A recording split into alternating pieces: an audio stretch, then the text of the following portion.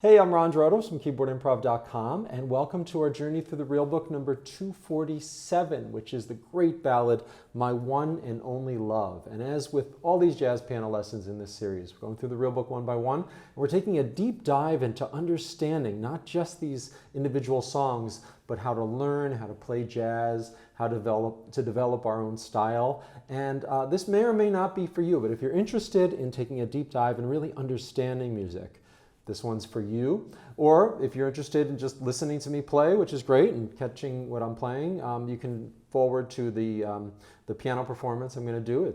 You'll find it in the description below. But either way, welcome and enjoy the journey as we go through this. So My One and Only Love is one of these American popular songs, right? Pre-rock popular songs.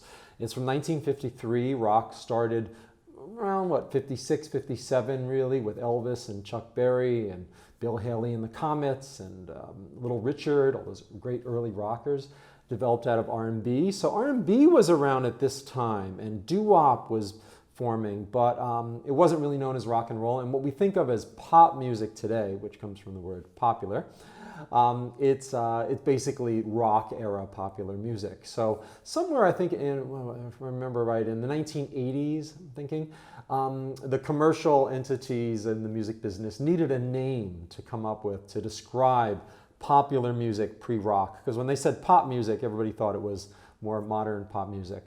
And they came up with the name the Great American Songbook, sometimes just called the American Songbook now. And it basically means the whole history of pop music in America, going back to like 1910 and Irving Berlin, and There's No Business Like Show Business later on, and Broadway movies. But this is one of those songs, a really beautiful song. And the pleasant irony of this is so many rock and pop musicians have rediscovered this music, like Rod Stewart. Even Keith Richards has been known to sing The Nearness of You by Hoagy Carmichael. So this is really for everybody, these songs. My One and Only Love, 1953 pop song. It was recorded by Frank Sinatra with an arrangement by Nelson Riddle. Check that one out. Wonderful, wonderful music. And that's really how it became a big standard. And then later on, 10 years later, John Coltrane. That's our connection with jazz here. If Frank Sinatra's not enough. But John Coltrane recorded this. And this is going to be our deep dive for today. John Coltrane, he released Giant Steps, millions of notes, really hard chord changes and everything, modern jazz, post-bebop. He released that in 1959, great year for jazz, and then started to get farther and farther out, playing polytonally, polyrhythmically. Had his great quartet with Elvin Jones, Jimmy Garrison, and McCoy Tyner. They're playing stuff like this. Getting a little farther away, or a lot farther away, from that connection with the American Popular Songbook, which he started with, right? And by the early 60s, he had released My Favorite Things in 61. But they took that out modally.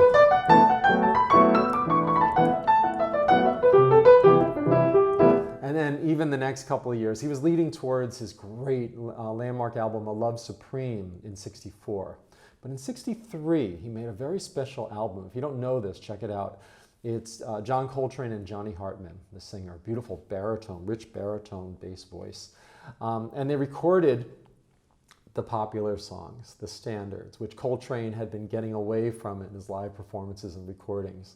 And it's a stunning record. Coltrane was feeling apparently a little ambivalent about only getting farther and farther out. There's a few reports that he talked to musicians, other pianist friends, and they'll say, I saw Coltrane around that time, and he took me aside and said, I'm kind of stuck here. People expect this of me, but I also love that other stuff, and I know whatever. So this was a return to that, this album. It's a great album. Listen to it about 100,000 times. It will help your playing. It's very enjoyable too. And this song, My One and Only Love, is one of the classics from that. So it's written in that AABA format that a lot of these great American songbook songs are. All the Things You Are, etc. Over the Rainbow, Stardust. And the A section goes through a lot of different chords. It starts on C, A minor, D7, and there's different bass notes, F sharp in the bass, to G, right? So, you know, follow along in your real book, it's another tune, and then it goes to C, but then up to F, G, then it does a 2-5-1 in D minor, and then 2-5-1 in A minor, and then comes back to C with a 3-6-2-5. So there's a lot, and also this descending bass line, which forms a beautiful contrary motion, sort of almost like an accordion expanding with the melody. So don't just play the chords, play this bass line and this melody, and hear that. Hear how the bass line goes down, now it goes up, and then it goes a little more traditionally with the roots, but dum, boom, boom, boom, boom. Very, if you will, classical sounding. Just picture almost like a bass player with the arco. Do, do, do, do, do, do. You can sing the bass lines too for ear training, right?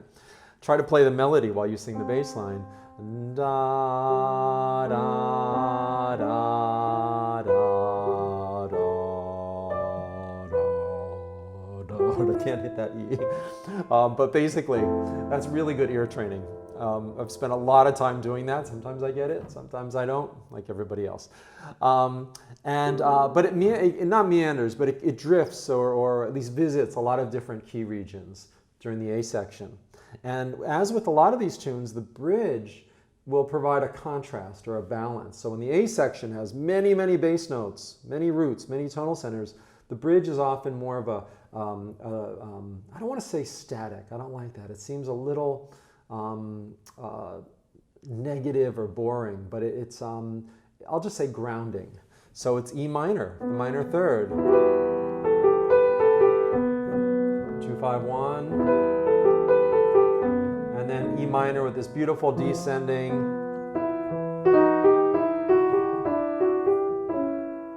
and then gets back to C. So the A sections and the B sections balance each other out. Like I was saying, the A section takes us on a journey through all these bass notes and all that and different key centers, at least three, and then the bridge grounds us a little bit. So it's almost like My One and Only Love is exciting, is wonderful, is blah, blah, blah, and also makes me feel grounded. You could almost look at it like that. The harmonies often mirror the lyrics in these songs. It's often sort of a hidden in plain sight thing, often unnoticed or unspoken about.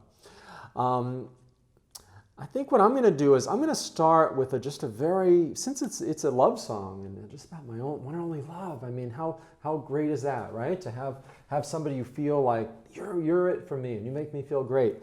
I'm going to play a chord that just sort of opens up a lot of the harmonies. It's a C chord, but it just has a lot of basically even from G, A, B, C, D, E all together, like a Gil Evans type. I don't like cluster necessarily, it seems enclosed, but just an opening kind of sound. And start little rubato and then see where it takes me. I've been listening to a lot of Art Tatum lately, and I don't pretend to have his technique, but his playing always takes me back to some of the older players that I studied with. Billy Taylor, great player named Hale Smith I studied with in college, an unbelievable musician they were pre-bebop players originally. They formed their style in the late 30s, and both Billy and Hale, and of course Art Tatum. And Billy Taylor had studied with Art Tatum, so there's a connection there too. So maybe some of that sort of older style of playing will come out, not really sure. But I'll start with that Gil Evans type, just opening, wonderful sound, and then let the melody emerge from that.